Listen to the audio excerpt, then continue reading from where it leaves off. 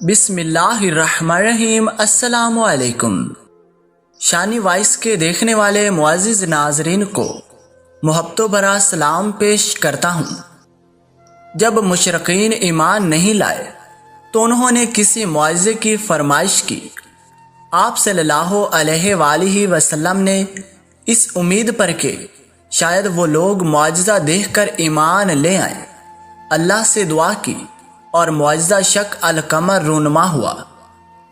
آج کی قسط میں اس کی تفصیل کے علاوہ مسلمانوں پر قریش کے مظالم کا تذکرہ بھی ملاحظہ کیجیے۔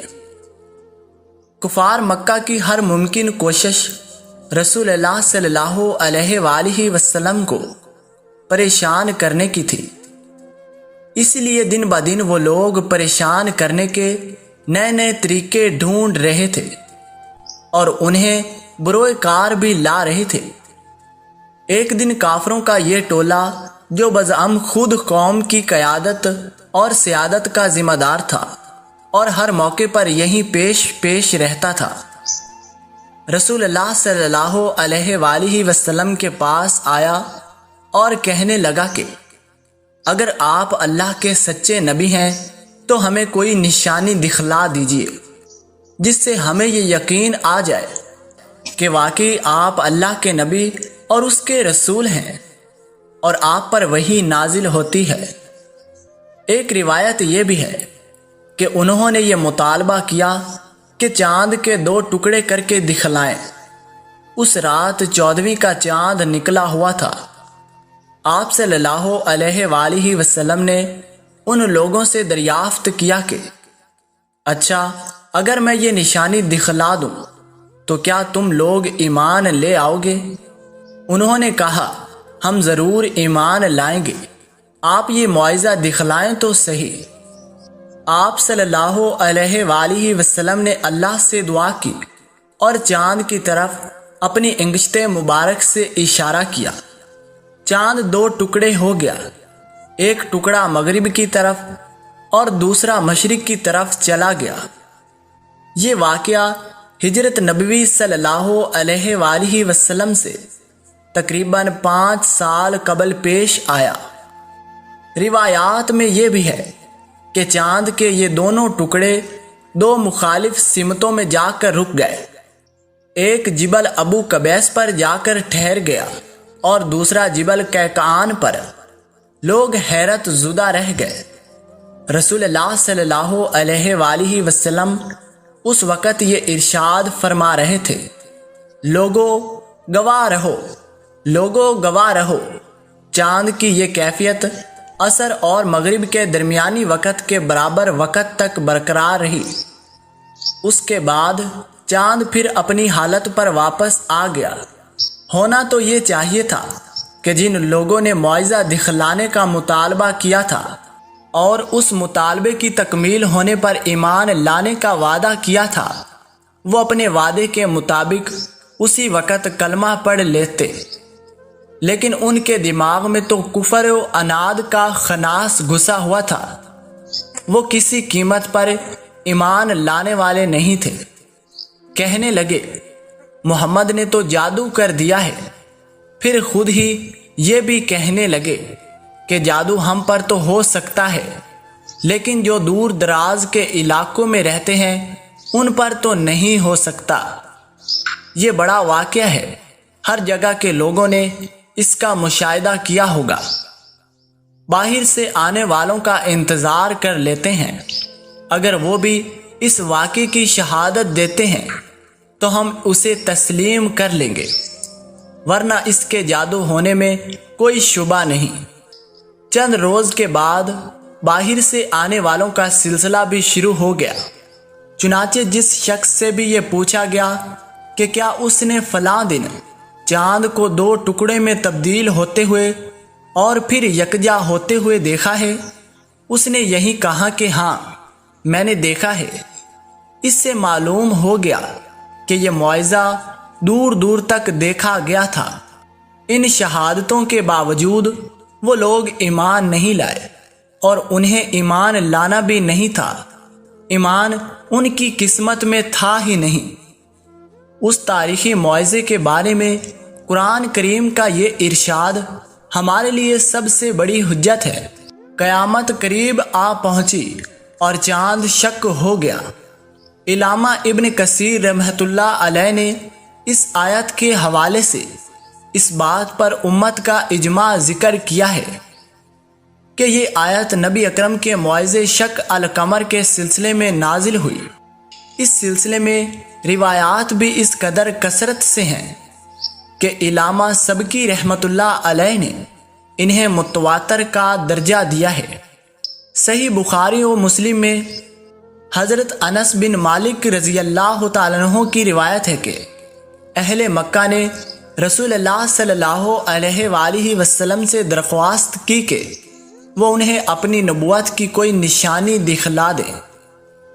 آپ صلی اللہ علیہ وآلہ وسلم نے چاند کو 2 ٹکڑے کر کے دکھلا دیا۔ اہل مکہ نے جبل ہرا کو چاند کے 2 ٹکڑوں کے درمیان دیکھا۔ اسی طرح کی ایک روایت حضرت عبداللہ بن مسعود رضی اللہ تعالیٰ عنہ سے بھی ہے کہ رسول اللہ صلی اللہ علیہ وآلہ وسلم کے زمانے مبارک میں چاند کے 2 ٹکڑے ہو گئے، جس کو سب نے دیکھا۔ آپ صلی اللہ علیہ وآلہ وسلم نے لوگوں سے فرمایا کہ دیکھو اور گواہی دو۔ مسلمانوں پر قریش کے مظالم۔ گزشتہ کالموں میں آپ چند ایسے مسلمانوں کا ایمان افروز تذکرہ پڑھ چکے ہیں جنہوں نے بالکل ابتدا میں اسلام کی دولت سے اپنا دامن مراد بھر لیا تھا، مگر اس جرم کی وجہ سے ان لوگوں کو کس قدر تکلیفیں اٹھانی پڑی اس کے تصور سے ہی رونگٹے کھڑے ہو جاتے ہیں۔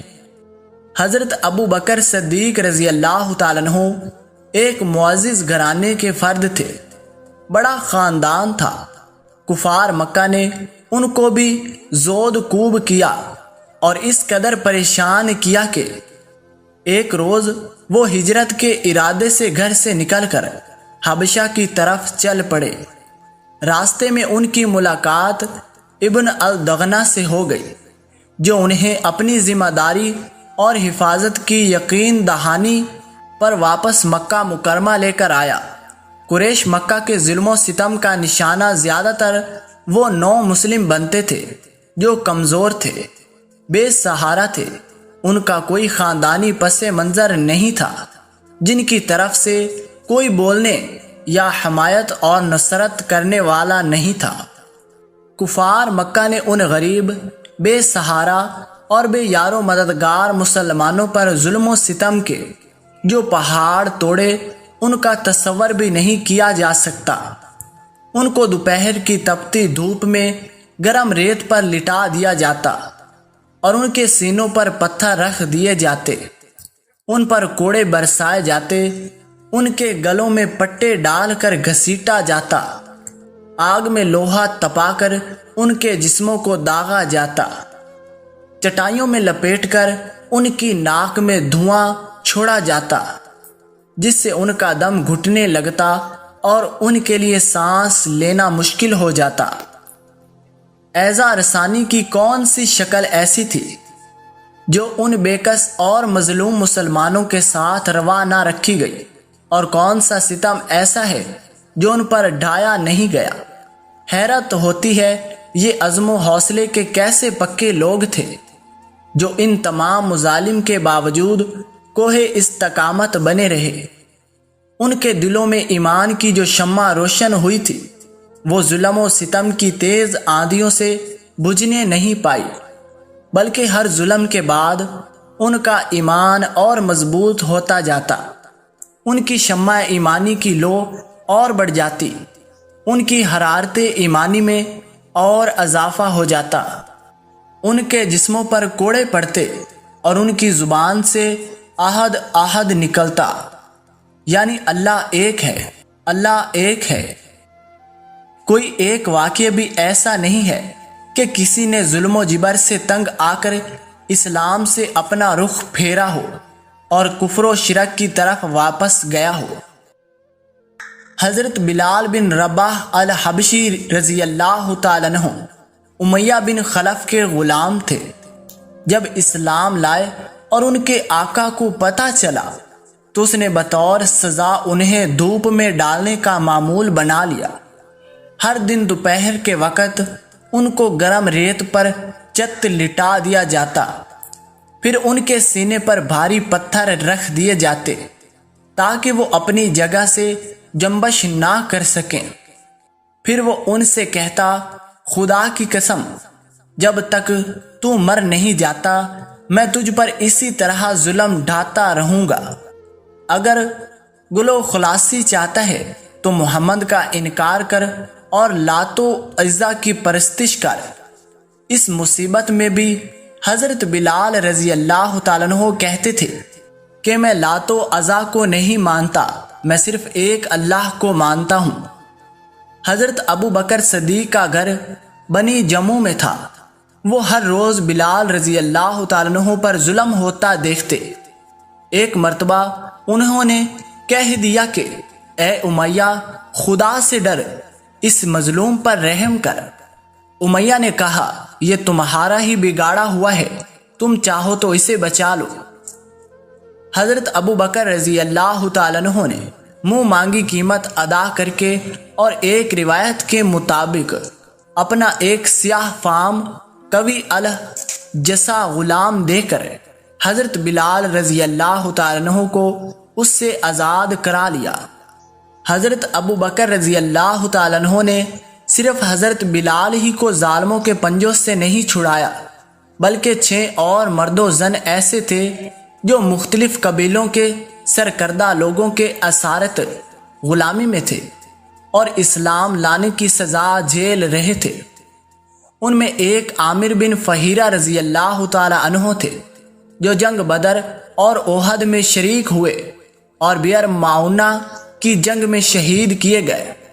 عبیس رضی اللہ تعالیٰ عنہ تھے۔ زنیرہ رضی اللہ تعالیٰ عنہ نامی ایک خاتون صحابیہ تھیں جن کو اتنی تکلیفیں دی گئی کہ ان کی بینائی جاتی رہی۔ قریش کہا کرتے تھے کہ لات و عزا نے زنیرہ رضی اللہ تعالیٰ عنہ کی بینائی سلب کر لی۔ وہ کہتے، یہ جھوٹ ہے، لات و عزا کسی کو نفع و نقصان نہیں پہنچا سکتے۔ کچھ ہی روز کے بعد ان کی بینائی واپس آ گئی۔ ایک خاتون تھی ہندیہ رضی اللہ تعالیٰ عنہ، وہ اور ان کی بیٹی یہ دونوں بنی عبدالدار کی ایک مالدار عورت کی ملکیت میں تھی جو ان سے مشقت بھرے کام بھی لیتی اور انہیں مارتی پیٹتی بھی تھی۔ حضرت ابو بکر رضی اللہ تعالیٰ عنہ نے ان دونوں کو بھی خرید کر آزاد کیا۔ بنی مومل کی ایک باندی تھی، اسلام قبول کرنے کے جرم میں حضرت عمر بن الخطاب رضی اللہ تعالیٰ عنہ انہیں مارتے تھے۔ اس وقت تک حضرت عمر نے اسلام قبول نہیں کیا تھا۔ حضرت ابو بکر رضی اللہ تعالیٰ عنہ نے انہیں بھی پیسے دے کر آزاد کرایا۔ ایک مرتبہ حضرت ابو بکر کے والد ابو قحافہ رضی اللہ تعالیٰ عنہ نے، جو اس وقت تک مسلمان نہیں ہوئے تھے، ان سے کہا کہ میں دیکھتا ہوں کہ تم چن چن کر کمزور غلاموں اور کنیزوں کو خریدتے ہو اور خرید کر آزاد کرتے ہو۔ اگر مضبوط اور جوانوں کو خرید کر آزاد کرو تو یہ تمہارے لیے سہارا بنیں گے اور کام آئیں گے۔ حضرت ابو بکر رضی اللہ تعالیٰ عنہ نے فرمایا کہ میں جس مقصد کے لیے آزاد کرتا ہوں وہ میرے دل میں ہے، یعنی میں اللہ کی خوشنودی کے لیے آزاد کرتا ہوں، کوئی دنیوی منفعت میرے پیش نظر نہیں رہتی۔ اس پر سورہ اللیل نازل ہوئی جس میں ان کے اس عمل کی تحسین کی گئی کہ وہ محض اللہ تعالیٰ کی رضا کے لیے اپنا مال خرچ کرتے ہیں، اور انہیں یہ خوشخبری دی گئی ہے کہ آخرت میں ایسی نعمتیں دیں گے جس سے یہ راضی ہو جائیں گے۔ حضرت عمار بن یاسر رضی اللہ تعالیٰ عنہ اور ان کے والدین کو گرمی کی تپتی دوپہر میں گرم ریت پر لٹا کر سزا دی جاتی تھی۔ کبھی انہیں پانی میں غوطہ دیا جاتا اور کبھی انگاروں پر لٹایا جاتا۔ ایک مرتبہ رسول اللہ صلی اللہ علیہ وآلہ وسلم ادھر سے گزرے تو آل یاسر رضی اللہ تعالیٰ عنہ کو اس تکلیف میں دیکھ کر رنجیدہ ہو گئے اور ان تینوں سے فرمایا، اے آل یاسر رضی اللہ تعالیٰ عنہ صبر کرو، تم سے جنت کا وعدہ ہے۔ ایک مرتبہ آپ صلی اللہ علیہ وآلہ وسلم نے حضرت عمار رضی اللہ تعالیٰ عنہ کو انگاروں پر دیکھا تو ان کے سر پر ہاتھ پھیرا اور آگ سے مخاطب ہو کر فرمایا، اے آگ، تو عمار کے حق میں اسی طرح ٹھنڈی اور سلامتی کا باعث بن جا جس طرح حضرت ابراہیم علیہ السلام کے حق میں بنی تھی۔ اسلام لانے کی پاداش میں حضرت عمار رضی اللہ تعالیٰ عنہ کی والدہ حضرت سمیہ رضی اللہ تعالیٰ عنہ کو شہید کر دیا گیا۔ اس خاتون نے اسلام میں اولین شہادت کا درجہ پایا۔ میرے دوستو، ہمیں تو اسلام بنا بنایا مل گیا، لیکن جو مصیبتیں ہمارے مسلمان بھائیوں نے برداشت کی وہ بہت ہی اذیت ناک تھی۔ اس لیے مسلمان ہونے پر فخر محسوس کریں اور اللہ کو یاد کرتے رہیں۔ مزید اس طرح کی اچھی ویڈیوز دیکھنے کے لیے چینل کو سبسکرائب اور ویڈیو کو لائک ضرور کر دیں۔ بہت بہت شکریہ۔ اللہ نگہبان۔